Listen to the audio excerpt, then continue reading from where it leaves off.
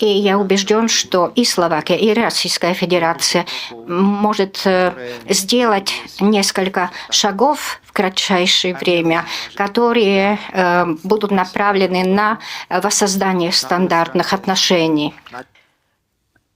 Odmietam považovať za normalitu a normálne tváriť sa ako priateľ s agresorom a vojnovým zločincom.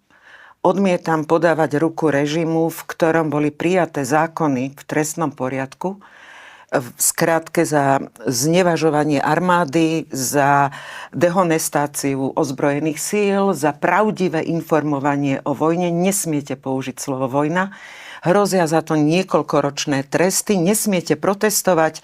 Existuje zoznam jednotlivcov a organizácií ako extrémistických a teroristických, za čo idete do väzenia. Vedci prv, než niečo môžu publikovať na univerzitách, na každej škole, v každej budove, je sekretária tajných služieb, ktorý musíte odovzdať publikáciu a tá cenzoruje a posudzuje, či ju môžete zverejniť. Posudzujú to tajné služby. Ako náhle je tam čo je len malinká zmienka, ktorá nesedí s ideológiou vlády, idete do väzenia. Používa táto moc tzv. Kolotočové zatýkanie. Rozumejme, na 2 hodiny vás zatknú, pustia na 2 hodiny, na 2 hodiny zatknú, pustia na 2 hodiny, aby vás úplne zlomili. Študent, ktorý študoval elektrotechniku, dostal 8,5 ročné väzenie za to, že informoval o masakri v Buči.